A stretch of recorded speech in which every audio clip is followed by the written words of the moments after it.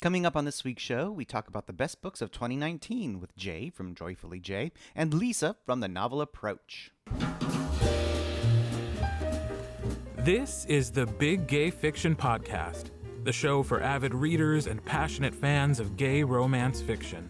Each week, we bring you exclusive author interviews, book recommendations, and explore the latest in gay pop culture.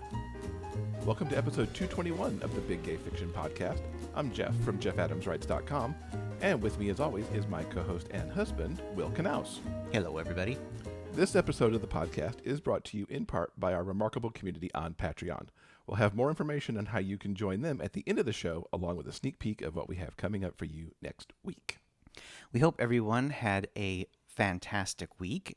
Welcome back to another episode. And no matter how you chose to celebrate, we hope you had a wonderful holiday season.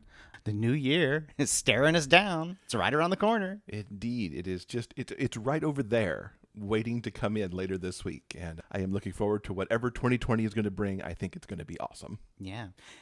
And in reference to the new year, let's look back.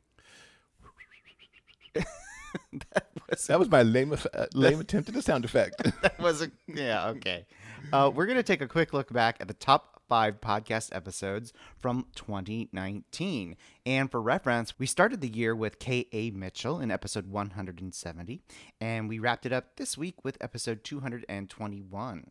In total, we produced 54 episodes when you include the various bonus episodes that we did this past year. And yes, I personally count them. Oh, I totally count them. I mean, if you think about it, I didn't do the counts when I put that together, but you figure that means we produced really close to 56, 57 hours of content. Not all the bonus episodes, were a full hour like our normal shows are, but that's a good 55 hours of content. And so for all of you who stuck with us for all that, thank you so much. That's over 2 days worth of audio content. That'd be a good book on Audible, right? That would be totally worth your credit of a 55-hour audiobook. Ooh, there's a business idea for 2020.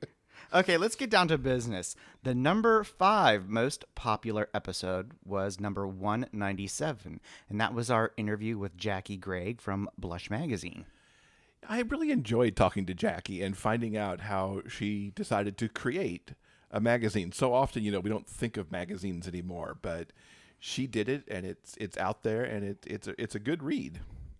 The 4th most popular episode was 195, and that was our interview with Annabeth Albert, and she was talking about the grand finale of her Frozen Hearts series. I know you loved that series so much, and I was glad to see Annabeth make this list. Coming in at number 3, we have episode 194, and that was our interview with Lee Wind, and he was here on the show talking about his YA novel, Queer as a $5 Bill.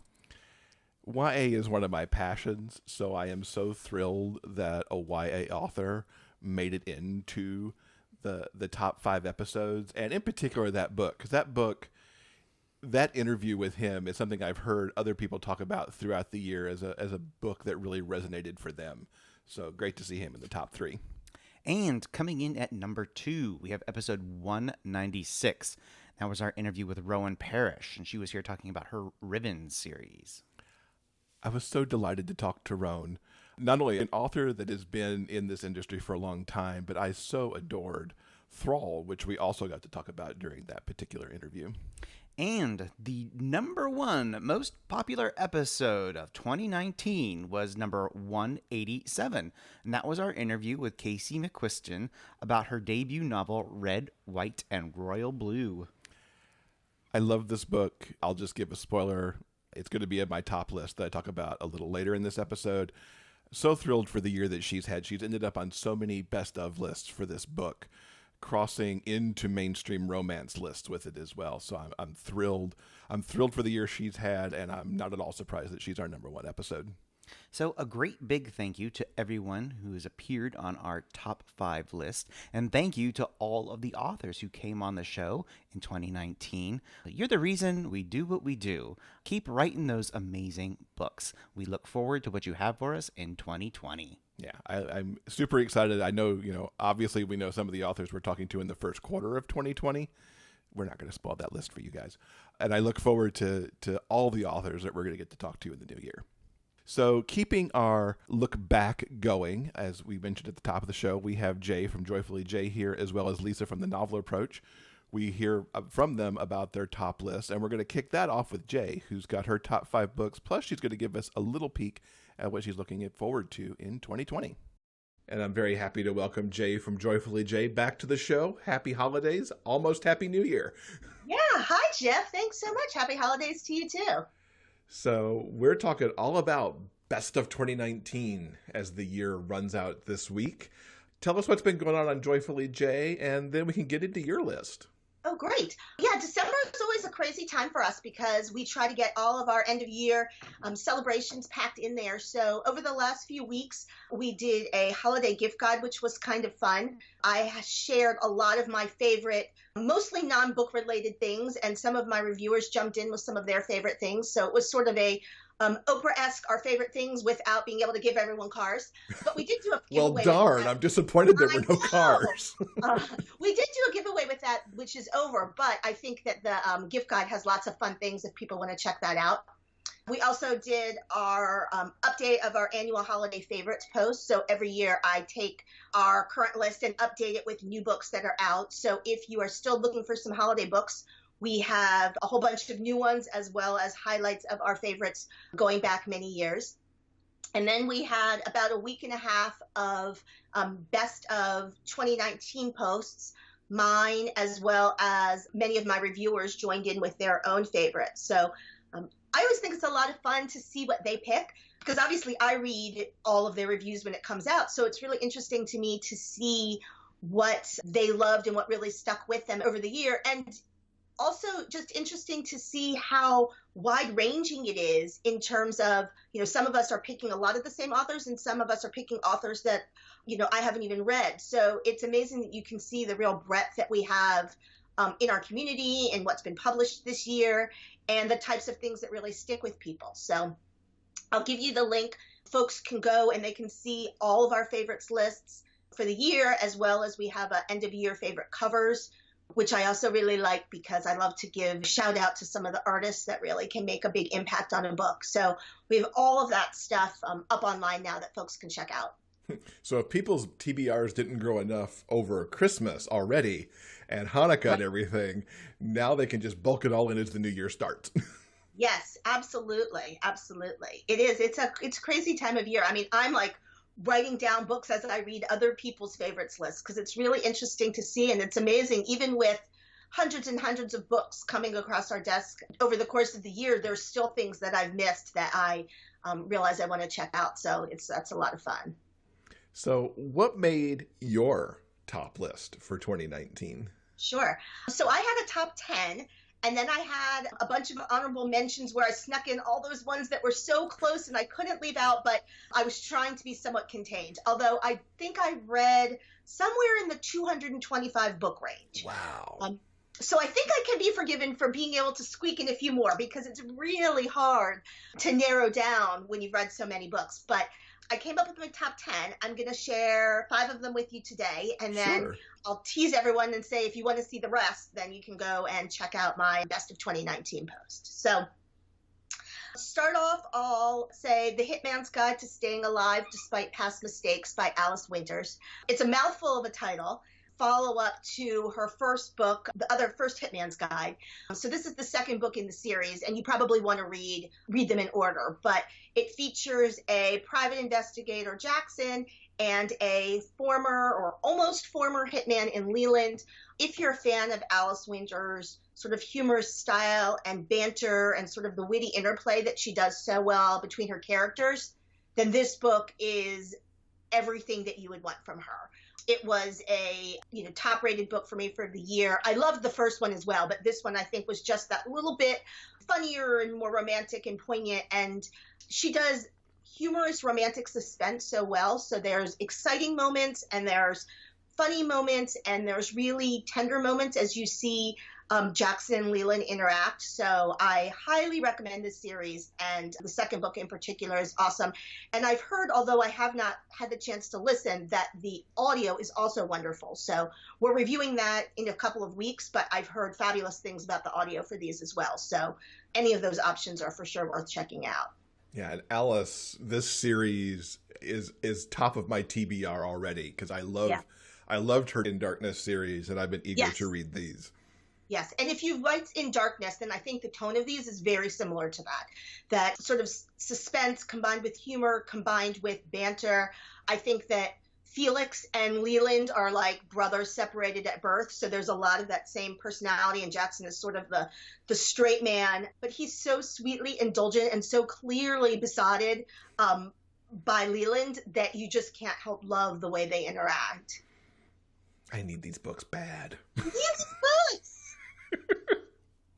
My next one that actually made both our holiday favorites and our end of year is Mr. Naughty List by Lita Blake. This is a holiday story. It was a follow-up to Mr. Frosty Pants, which was last year's holiday release. The book stands alone very well. There's some crossover of some minor characters, but certainly you could read this as a standalone. But this is sexy, dirty, former student and former teacher. So it's now been about 5 years, I believe, since they were together. So there's definitely not a underage or inappropriate teacher-student element here, but the guys play a little bit with the taboo of that in some of their interaction. So it's sort of used to make things fun and sexy, but is definitely not a taboo relationship. But what I think it's really nice is that both of these guys sort of have that lost and lonely feeling, and I really love the way that you see what starts out as this holiday fling that's meant to be, a few weeks while RJ is in town, how that moves to a relationship where these guys are really so serious about each other. And I particularly love that they are honest and forthright and talk about their feelings. There's not this whole I'm going to refuse to admit that I'm moving from a fling to something real. They're very open with each other as they talk about it and work through it. So this is, if you like sexy and kinky, but also that warm holiday romantic feeling, this is an awesome one. And again, this is one that I've heard really positive things from almost everybody who's read it. So definitely worth picking up. Awesome. Cool. Probably I'm just going to come out and say it, probably my favorite book of the year, Mysterious and Amazing Blue Billings by Lily Morton. I am an enormous Lily Morton fan. Funny enough, I stumbled upon her several years ago during our reading challenge when I was looking for a self-published book, and she happened to send me a request, and I'd never even heard of her, and have since gobbled up every single thing on her list. And I think I probably read more than a handful of her books this year, and I would say I could have put 5 of her books in my top 10 without blinking an eye. I mean, that's how good I think her writing is. Mm-hmm. But the reason that I think this one stands out for me is because she tends to write contemporary and sort of a humorous banter style, similar in some ways to Alice's style, where there's a lot of banter between the two characters, which is something that's my total catnip. But this one is a paranormal. And so I was really impressed that she was able to make that shift in genre, because not everyone can do that. And it is a sort of haunted house ghost story that takes place between Levi, who inherits this house in York, and Blue, who is a ghost tour operator. And Levi's house is haunted, and Blue is helping him investigate to figure out just what's causing the problem. And it is funny and romantic and sexy and scary, and the way that not terrifying but definitely scary. This is a thrilling book, and I was just blown away, not just by how much I love the story itself, but also by the way she was able to transition from sort of contemporary humor to something that was just exciting and thrilling and at times terrifying, but also heartwarming and romantic. And it sounds like there's going to be more for these, so I am really excited because I think she's onto something really great with this book and with this series. See, just keep adding to my TBR. I did her mixed messages series this year. Yes. And finally got on that bandwagon. So now I'm intrigued to see how she does a little paranormal and a little scary. Yeah, it is. It really, like I said, I was really impressed because that's not something that's necessarily easy to do, to make that transition. And I think that she did a really excellent job with it. So I love that. And of all of the books that I read of hers this year, which was many, that was my favorite.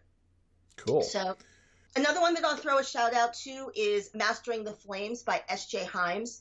This book is part of her urban fantasy Beacon Hill Sorcerer series, which I'm a huge fan of. I've read some of the books. I've listened to some of them on audio, and Joel Leslie is the narrator, so I can recommend them highly in either format. This is the fourth book of the series, and what I think was really interesting and stood out for me here, aside from just the fact that it's a great series and a great book, is that the first three books focused on Simeon and Angel, who are a necromancer and vampire living in Boston. And again, it's urban fantasy, so all sorts of fighting bad guys that's happening. And then this fourth book is Angel's brother Isaac and the vampire Constantine. So Isaac is a witch and Constantine is a vampire. And I think what really stood out for me of this book that sort of pushed it over the edge is that Simeon and Angel are hugely beloved main characters, and Angel is a very larger than life. And making this transition to bringing in another couple really could have been rocky if she hadn't handled it so beautifully, in terms of showing that Isaac is not just sort of Angel 2.0, but that he's his own character. And the way she develops, he has a history of alcoholism, and as the way that she shows him coming out of that and finding his life and suddenly being an adult and faced with this future that he really never even saw for himself, because for so long he's been mired in alcoholism that has been his only focus, and grief from the loss of their family. And that it's almost like he's sort of coming awake as an adult and has to figure out how to navigate his life again. And so I really love the way the story gives you, purely Isaac. And Angel and Simeon are still very active in the story, and if you're fans of them, you won't be disappointed. But I think she really did a wonderful job of taking these side characters and bringing them into the forefront and giving us their story in a way that really integrates nicely with the rest of the series. And some teasers in there for the next book, which are two more side characters, a multi-thousand-year-old elf and another witch apprentice. And they're great side characters, and they're coming up next. So I'm really super excited about this series. Again, this is Beacon Hill Sorcerer, and you do want to start at the beginning, but definitely can recommend them. Fantastic. So, and then the last one I want to mention is Proper English by KJ Charles. So this is a female-female romance and a historical, which KJ Charles does so well. And this is a really fun story. It is a house party, and Pat and Fen are two of the guests who meet there, and there is a murder during the house party.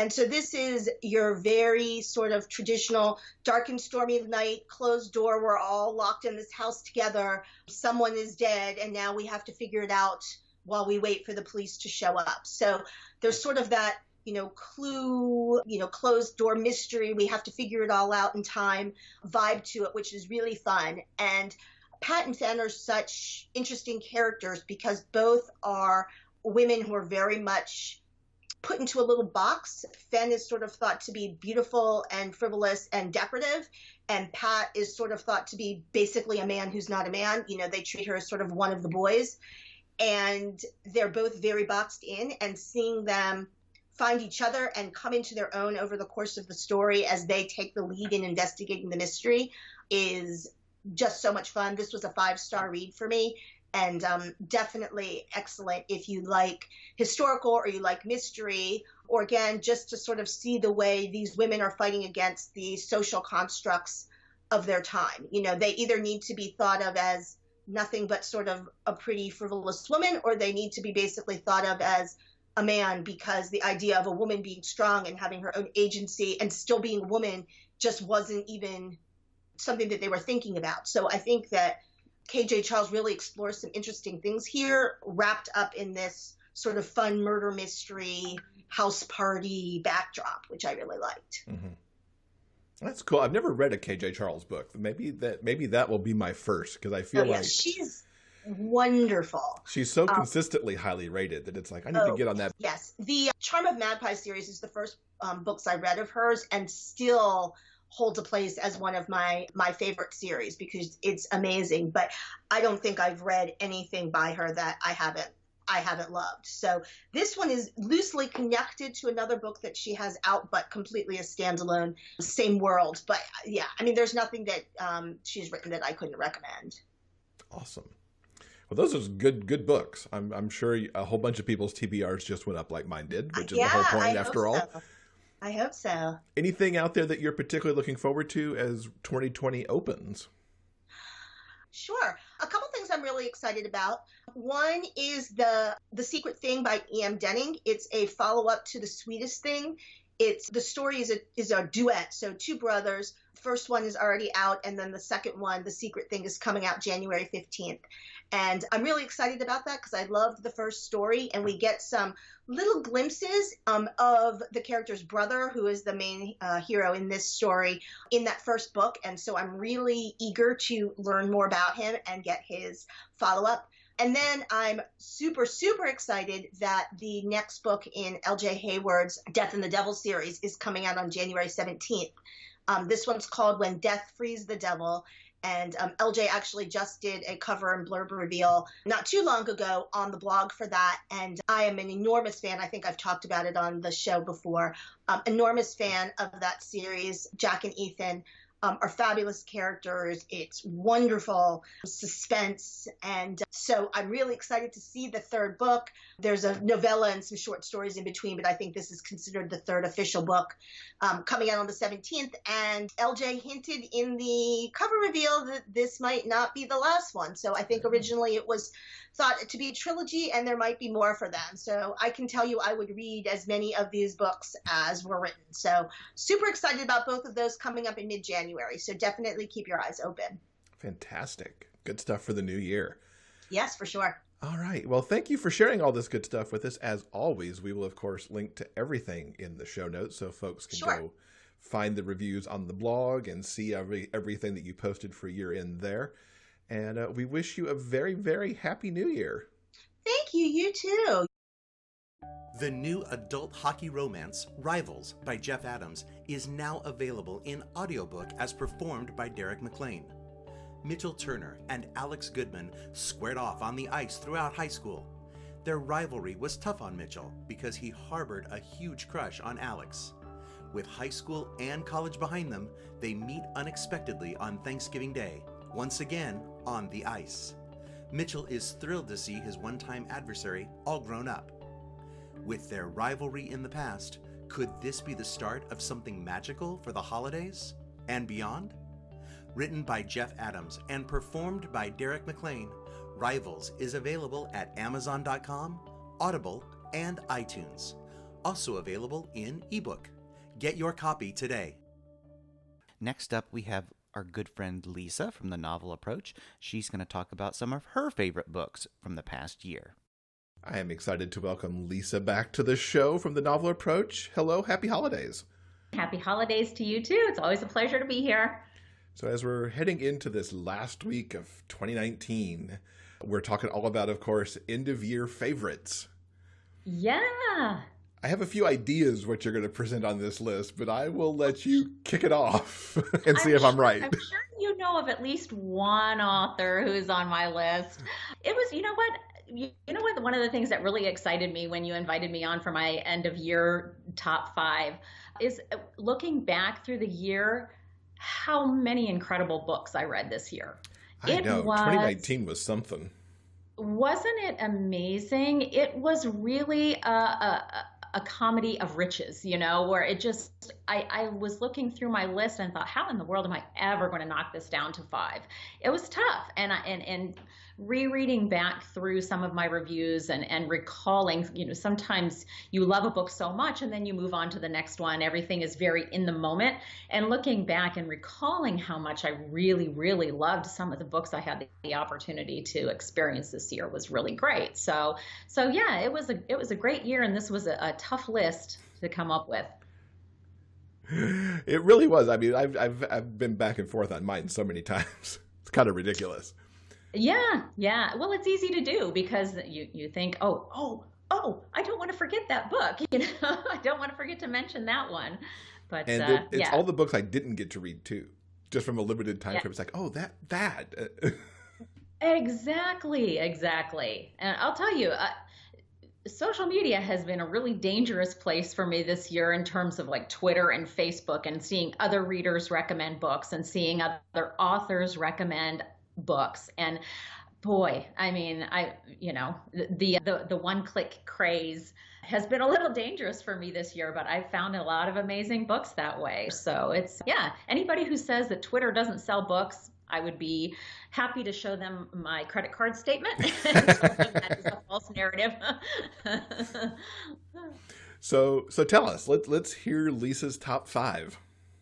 I'm going to start off with my most recent, and again, because sometimes everything is just so in the moment, and this book I just finished last week, and it just released on the 17th, and it is K.D. Edwards' The Hanged Man, which is book 2 in the Tarot Sequence series, and it I picked The Last Sun. I remember at the end of the year last year picking The Last Sun, which is book 1 in the series, as one of my top picks of 2018. And so I was really looking forward to this book. And so it just squeaked into this year. K.D. Edwards is just such a consummate storyteller. And this his imagination and this world that he has built based upon the major arcana in the tarot cards, the major arcana, each card has such significance, and each card in reversed or in right side up can mean different things at the time when the card is played, and so he really has captured not only the meaning behind the tarot cards, not even in the sense of fortune telling, but in actually what they have always meant throughout, my gosh, centuries. So it's just, the world building is the island of Atlantis has been destroyed in a war. The island of Atlantis was accidentally discovered. It was invaded. It was destroyed. And the Atlantean community has moved to Nantucket Island. So of all places. So it is an entire community that, through the magic of the Atlantean culture, has been moved to this island in Nantucket, and it's called New Atlantis. And Rune Sun is of the Sun Throne. He is the scion of the Sun Throne. And the Sun Throne was completely destroyed during the Atlantean War. And Rune was quite young when it happened. And so he's just now kind of starting to come into his own. He's got a terrible backstory to overcome. And so he is just really starting to having to come into the politics of the arcana kind of on the fly, and he's not only having to wade into it, but he's having to kind of master it and play the game.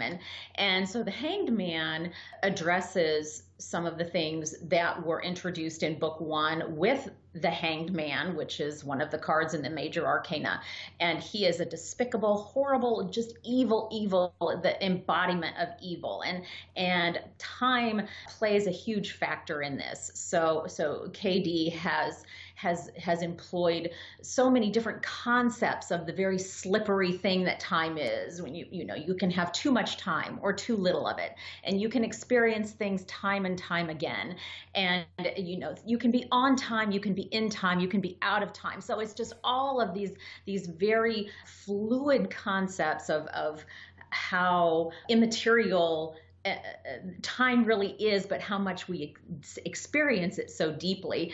And there is a manipulation of time in this book too. And that plays a huge role in the story in a very interesting way. And I'm not going to even give any details about it because it's really, it's in parts very touching. It's all consuming, it's all encompassing. The different variations of the themes of love, brotherly love, familial love, romantic love, the connection between Rune and his companion, which in this world is kind of almost a divine, magical sort of communion between Rune and his companion Brand. And the deep bond that exists between them is not a romantic bond. It really is a divine sort of love, and the where one goes the other is just kind of sacrosanct and just native to who they are, and it's just really beautiful. He just does all of these subtle little messaging things on top of just the imagination, which is just incredible. So, that I always hesitate to pick a favorite book of the year because, every book on my list is just amazing. But it's a contender for one of the best books I've read all year, no doubt, hands down. So Katie Edwards' The Hangman, Book 2 in the Tarot Sequence. That's a tongue twister. I have a hard time saying that. The Tarot Sequence series, just absolutely phenomenal.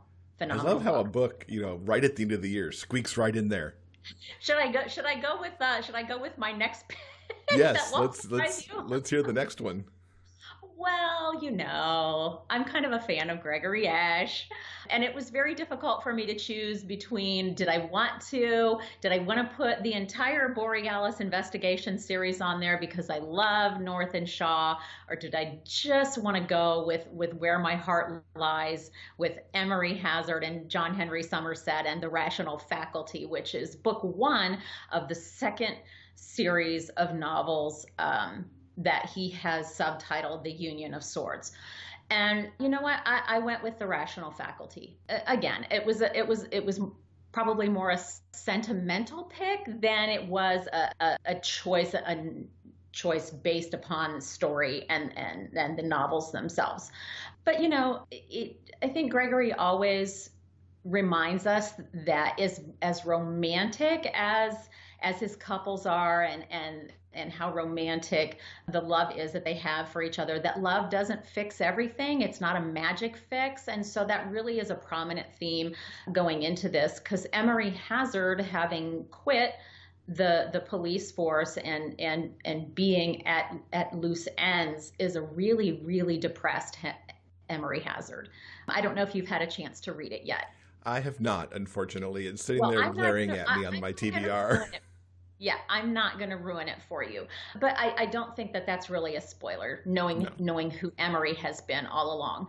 And so he's struggling a lot. And not lost in Emory's struggle is also John Henry really struggling. First of all, because Emory's hurting. And second of all, because John Henry has lost his partner on the police force.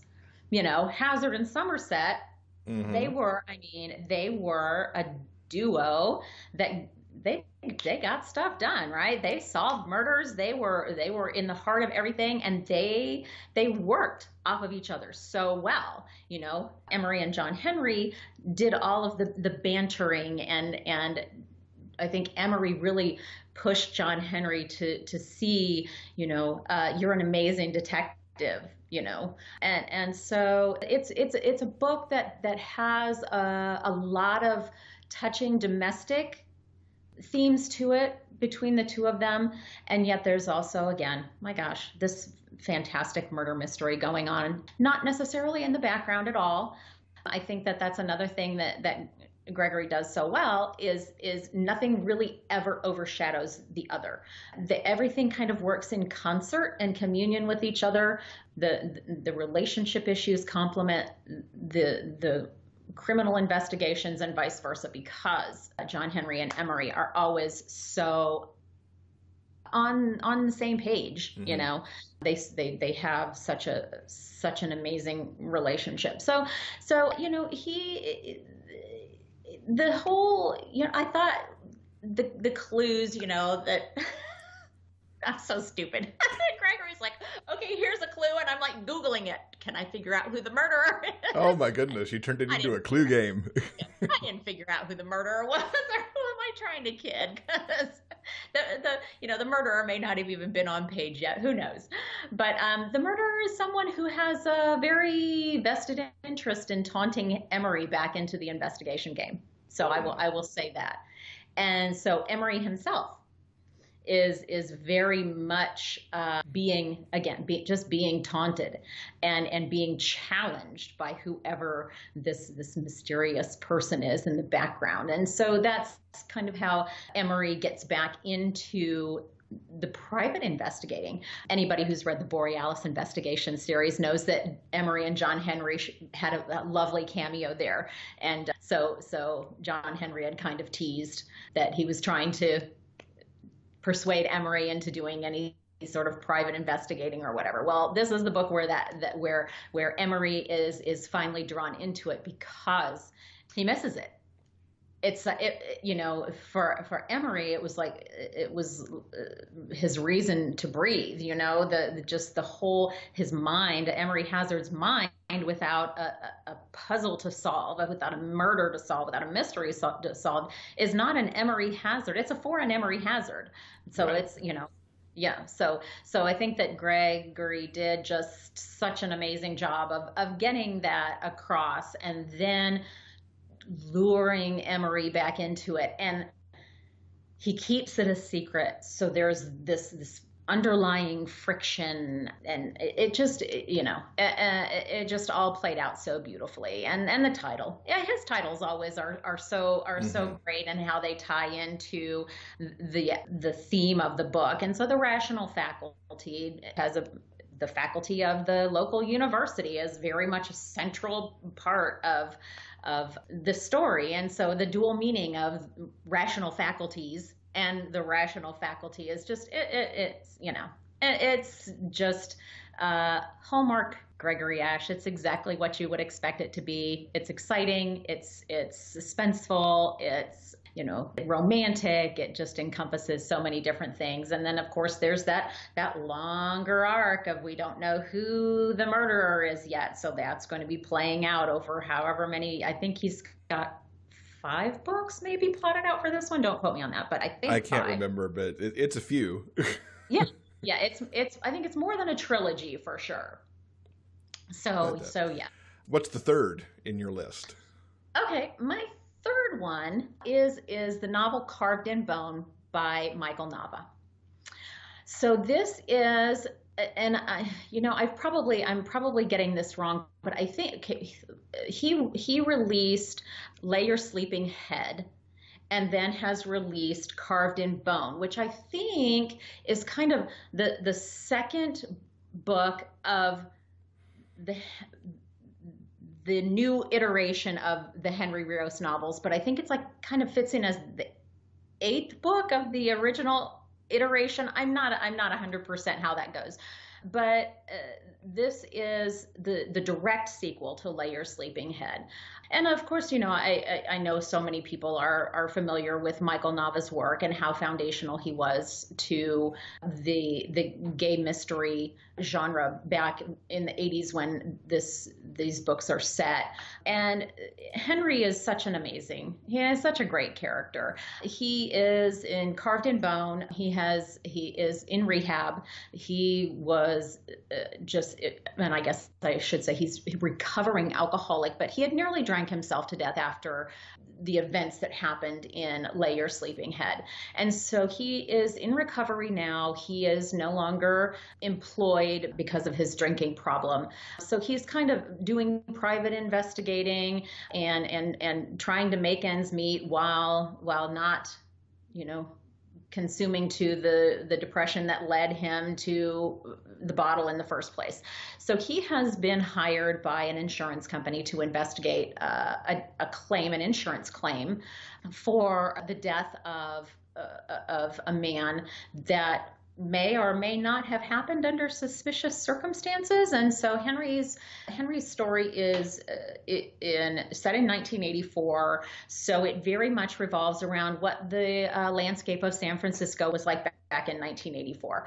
And so, of course, the AIDS epidemic is on focus here, as one would expect for a story realistically set during that time. And so, the whole entire book, and I hate to say this because I don't want it to sound depressing, but it really is a book that's just completely composed of loneliness and fear. And that very much influences the death of the character that Henry is investigating, and really shines a light on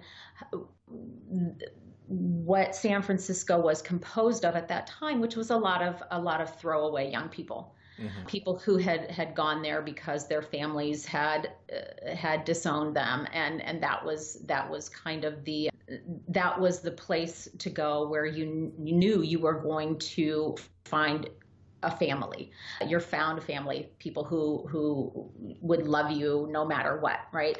So that very much is what happens with the main character of the novel. His family gives him $200 and he gets on a bus and goes to San Francisco. And again,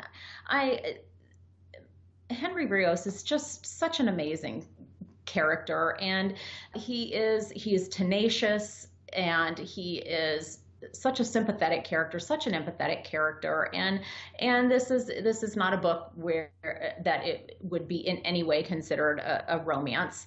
It's just an amazing procedural mystery with a character who just is such a deeply flawed but immensely relatable and lovable kind of person.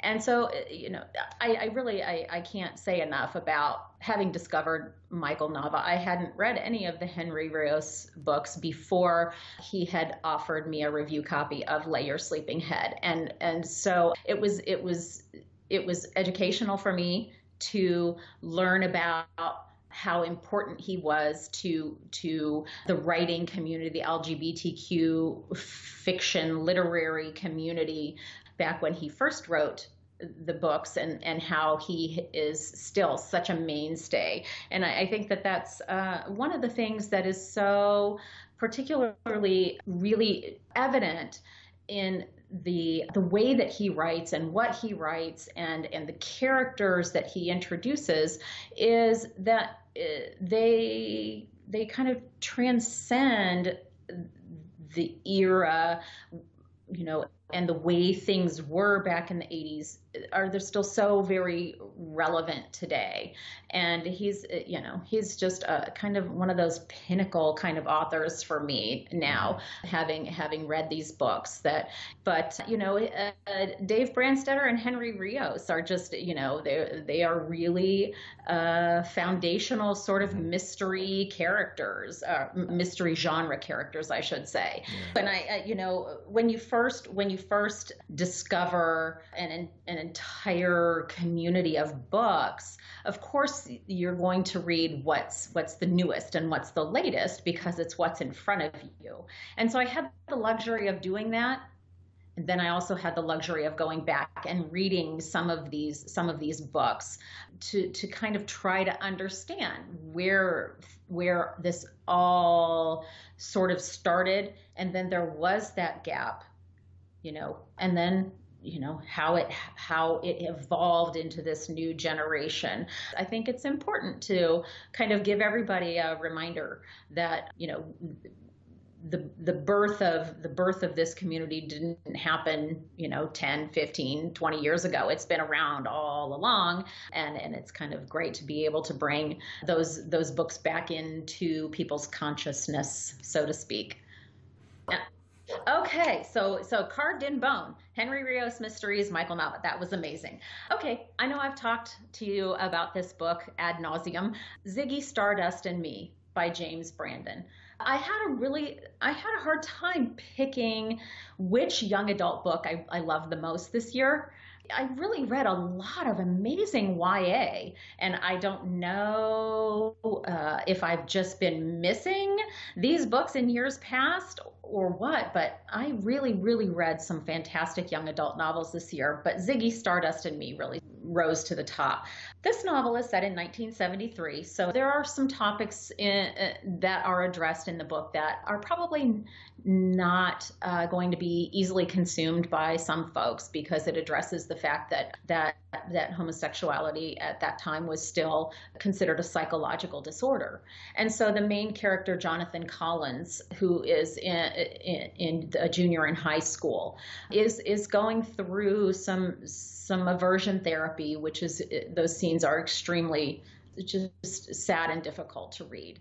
But ultimately, this story is a story. It's a triumph. It is a story of two boys who could not be more different in terms of culture and in terms of family acceptance and self-acceptance. And so Jonathan meeting Webb in a football field bathroom. Webb is hiding out in one of the stalls, and because he just kind of doesn't want to go to school, and Jonathan is running away from bullies. And so they meet as these two disembodied voices in the bathroom, and they don't know who each other are, but eventually they are introduced and they are put together in a classroom project, and they draw closer. And the story is just, it almost has this kind of idyllic feel while dealing with all of these heavier subjects. And Webb's family is Native American. And so it gets into the idea that the two-spirited people in Native American culture were not anathema to, their beliefs or whatever, that it was very much accepted. And in some cases, the two-spirited were even being held up to more spiritual level even. And so it gets into these things that, again, I really learned a lot, from this. And so the story of Jonathan and Webb falling in love, but it again, James Brandon treating their relationship in such a way that he acknowledges that they were still very young, and there were, they didn't ride off into the sunset together. It was so touching and so realistic, and it didn't mean that they did not keep in touch. It meant very much that it was just understood that he couldn't have ended the story with them both being juniors in high school and living happily ever after, Right. But his writing is just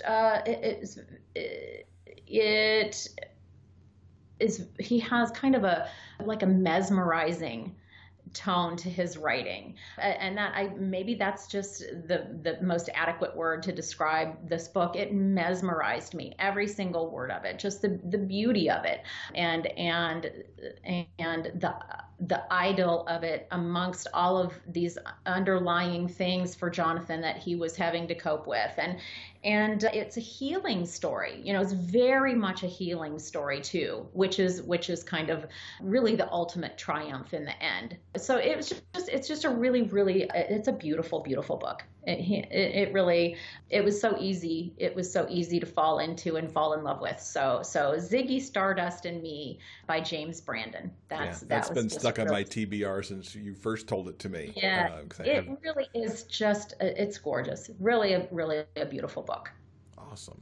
So best YA this year, for sure. So here we are, book 5. This is my cheat. Cheat, and my reason for cheating is probably really lame, but I just could not pick. So my tie for 5th is A Crown of Iron and Silver by Haley Turner. See, I knew Haley was going to get here somewhere. Yeah, which is book 3 of the Soulbound series, but book 2 of the Darkest Court series, The Marked Prince by M.A. Grant. Also had to squeak in there, and my cheat on it is that they both deal with the Fae and mythology and legend. So that's my cheat. That's my cheat. But set in very vastly different settings, obviously. Haley Turner's Soulbound series is very much urban fantasy set in contemporary New York. But The Crown of Iron and Silver, oh boy, it goes on such a journey. It goes to, we end up in the Isles, in the realms of the Fae, and they rely both of these series rely so heavily and so beautifully on Haley's and M.A. Grant's ability to just really spin a tale. For lack of better descriptors, they just the M.A. Grant series takes place solely in the Seelie and the Unseelie courts. So it is set firmly in the Fae realms, and where Haley's brings in the Fae realms into this very magical contemporary world, right? So the Haley's book is just really continuing on with Patrick and Jono, who are the main characters, and they're building a pack, because Jono he's a wolf shifter, and so Pack, obviously he's an alpha wolf, and so it's very germane to him that he needs Pack, and he and Patrick having their soul bond and kind of gathering this mix of shifters and friends, and them becoming family, it kind of gives the whole mystery aspect of it, and the danger and the action and suspense, this very warm and touching feeling, and of course the romantic feelings, all boiling into that. So yeah, Haley, I mean, it's just like, I don't even know what to say anymore. This series is just, it's just so amazing. And then of course M.A. Grant is doing the same with The Darkest Court, in setting her stories in the Fae realms of the Seelie and the Unseelie court, and there's this big looming war coming now. So book 3 is coming out, I think, in April of 2020, and happens to be called The Iron Crown, which, see, there's another tie-in to those two. But it's called The Iron Crown, and it's going to wrap up the trilogy. And her writing, again, you just sink into it. It almost has a lyrical, poetic prose feel to it, but it's never purple. She never goes over the top, but it's so beautiful and so atmospheric. And, you never get the feeling that she doesn't know these characters or this world. I mean, she knows these characters. She knows this world. It's so obvious when she plotted this out that from book 1 to book 3, she knew exactly what was going to happen and exactly how she was going to get there. And it's all just come together so far so beautifully, and how the characters are driving things forward, and the roles that the first 2 couples that have been introduced are going to play into now the next book and the next new set of characters, and it's just all wrapped up. It's kind of like what's past is prologue. So everything that's happened before is now going to be so integral to book 3. So that's my cheat. The Marked Prince by M.A. Grant and A Crown of Iron and Silver by Haley Turner. They're just 2 absolutely phenomenal series. Just gorgeous for anybody who loves any sort of urban fantasy, high fantasy, folklore, mythology. It's both series just have it all. They have it all. Awesome. I'm glad I was right about Haley showing up. So I got 2. Yes. You had to know, right? You had to know. Yeah. If Haley wasn't on there, I was going to be like, what? Are you sure? Yeah. Such a huge fan. It's just such an amazing series. Let's take a sneak peek into 2020. What are you looking forward to? Well, as only one of the books on my list was a standalone, Ziggy, Stardust, and Me is a standalone. Every single other book that I mentioned is due a sequel. Even, I'm not sure, I can't say that the Henry Rios Mysteries is due a sequel in 2020, but I'm sure Michael will be releasing another Henry novel, because Henry's story is not done yet. So The Iron Crown, as I mentioned, by M.A. Grant, which comes out in April. Police Brutality, which is the next Hazard and Somerset book, comes out at the end of January. So woohoo, we don't have to wait very long for that one. And I'm not sure when the next book in the Soulbound series is coming out, but I'm sure that it's going to be coming out, early-ish 2020. based upon the fact that I know Haley's already writing it. So that's exciting. And of course, hopefully I don't have to wait another whole year for the next tarot sequence book, but that will definitely be right up there in my anticipation bank for reading. So yeah, and just to throw in another one, this is a book that was like this close to making my list of the top 5. This Ali Theron's Spellbound was such an amazing read. And so her next book, and I want to make sure I get the name right, Star-Crossed, which is book 2 in the Magic in Manhattan series, comes out from Karina in May. So I'm extremely excited about that book too. So those are just a few of the ones that I'm looking for. Of course, then Jordan Castillo-Price has the next Psychop book out, and I'm like, oh, I can't wait till that. So there's just too many. There's too many. Oh, fantastic. Well, thank you for capping off 2019 and giving us a little bit of a peek into 2020. Can't wait to see what you're going to add to my TBR the next time we talk. Oh, well, thank you for always letting me come on and just talk and ramble about books, because it's really my favorite subject. Want to hang out with us between shows? Check us out on Facebook. You never know what we might post. News about book sales, bonus video content, and maybe even a live broadcast or two. Like us today at facebook.com/Big Gay Fiction Podcast and see what we get up to next. Books, and more books. Jeff? I'm laughing because I'm a little nervous. Asking him what his favorite books are means he's probably just gonna go off for quite a while. I'm gonna ask anyway. What are your favorite books of the past year? I promise I'm not going to go off. And if I start to go off the rails, you just rein me back in. Yeah, I'll reel you back in. No worries. I mentioned at the end of last week's show that coming up with favorites this year has been super hard. There have been so many incredible books. There's books out there on my TBR that I wanted to get to that could have made this list that there simply just weren't time for. I seriously need like 2 months off where I'm not writing and I'm not working and I'm just reading books. Anyway, here we go. I have a top 5, and then I'm going to give like 2 other quote-unquote awards, if you will, because I just couldn't fit them all in. So these top 5 are not in order. They're actually by order of author last name. And I'm going to kick it off with Goalie Interference by Avon Gale and Piper Vaughn. I'm always down for a hockey romance, but this book in particular is among my all-time favorite hockey romances. Piper and Avon gave us Rayu and Emmett, 2 goalies who are vying for the starting position on the same team. They are both driven to work hard, but Rayu takes it all so very seriously, and it just grates on him that Emmett is a little more carefree.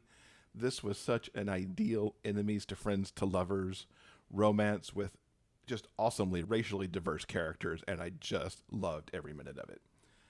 Next up, Heart Song by T.J. Klune. This continued the saga of the Bennett Pack and the Green Creek series. So many devastating consequences in this book, as TJ is so good at. He will just stomp on your heart all over and then put it back together again so you're ready for the next round. Just another extraordinary read in this series, you can't talk about it without spoilers, so I'm just going to move on. If you haven't done Green Creek, you really need to do so. Next is Wild Love by Lucy Lennox. This really vies for one of the best all-time books that I've ever read. This decade-long story of Doc and Grandpa just touched my heart so much. It's one of the Forever Wild series, and the fact that she was able to take 2 characters who we'd seen throughout the Forever Wild series and then go back in time and show us how they got to their happily ever after was just masterful. You don't need to read the entire Wild Love series to do this book, but you should definitely pick this one up because it was extraordinary. As I spoiled earlier in the show, I've got Red, White, and Royal Blue by Casey McQuiston. This was an enemies to sort of friends to lovers book. Not only was this a compelling story between the first son of the United States and the Prince of Wales, these 2 guys have the weight of their countries on their shoulders because of the positions that they hold, and they figured out how to have a romance after getting over their hate for each other. And it gave so much hope. We live in such trying political times for so many of us, and this showed us what the country could be like, what it should be like, And it was just a warm, fuzzy read for me, and this book now sits on my shelf of all-time favorites. The last of my top 5 is A Gentleman Never Keeps Score by Cat Sebastian. I love Cat's historical novels and always have, but this one in particular really somehow struck a chord with me. We've got Hartley, who is a disgraced man of society. He's disgraced because of where his inheritance came from. And you've got Sam, who's a retired boxer who now runs a pub, which is a haven for those in the free black community. These two men are thrown together because Sam is looking to recover a scandalous portrait of his sister that should have been in Hartley's house, but wasn't because it had been moved. So these two are thrown together trying to find that portrait. And through that starts a love story that was just incredible. The diverse cast here is incredible, and it really allows Kat to explore even more themes of class and how male-male relationships could have happened back in those days. Just really an extraordinary book. I have 2 other call-outs to make for bodies of work. As you know, if you've listened to the show this year, 2019 was a year of Gregory Ashe for me. I read 5 of the books in the original Hazard and Somerset series, plus Orientation, which was the first book in the Borealis investigation series. Now, I admit those Hazard and Somerset books were published in 2018, but I read them this year, so I'm counting them in this list. Gregory's body of work is just extraordinary. The way he builds his mysteries and the thriller aspects is just incredible. I would like him to give me a masterclass in how to do that because it's just wonderful. And the way that he moves his romances through the arcs of his books is just also wonderful if you're into slow burn romance. So thank you, Gregory, for so much good reading this year. And then my other one is the Dreamer series by Adriana Herrera. This was the year that we met Nesto and Jude, Camilo and Thomas, Patrice and Easton, and their stories were just incredible. I mean, amazing multicultural love stories set in our very real world. The romances were on target, and the issues for persons of color were not left on the side. Adriana faced them head on and gave us a real-world portrait of the romances that these men set up. And I look so forward to seeing what Adriana brings us in 2020. For my look forward, it's going to be a year of TJ Klune. He's got 3 books coming out in the new year. The House in the Cerulean Sea comes out March 17th. We finally get to see what a young adult novel from TJ Klune looks like with The Extraordinaires on May 5th. And the Green Creek finale happens with Brother Song on August 18th. And I cannot wait to read those books. Now, if you're interested in learning more about the books we've talked about on this week's show, all you have to do is go to the show notes page for episode 221 at biggayfictionpodcast.com. Definitely check out the show notes page because all of these books deserve to be on your TBR. And what better way to start the new year than with a bigger TBR than you already had? Okay, guys, I think that'll do it for this week's show. Now, coming up in episode 222, Matt Lubbers Moore from Requeered Tales Publishing. He's going to be joining us. We love the work they're doing to bring back some vintage gay fiction titles, and it's a great story on how they go about doing their work. Remember, no matter where life takes you, the journey will always be sweeter when you have a book. Until next time, everyone, please keep turning those pages and keep reading. Big Gay Fiction Podcast is part of the Frolic Podcast Network. You can find more shows you'll love at frolic.media/podcasts. New episodes of this show are available every Monday wherever you get your podcasts. You can help support this show with a monthly pledge through Patreon. For more information about joining our community and the bonus content we deliver, check out patreon.com/biggayfictionpodcast. I'm Kurt Graves. Thanks for listening. We'll see you next week.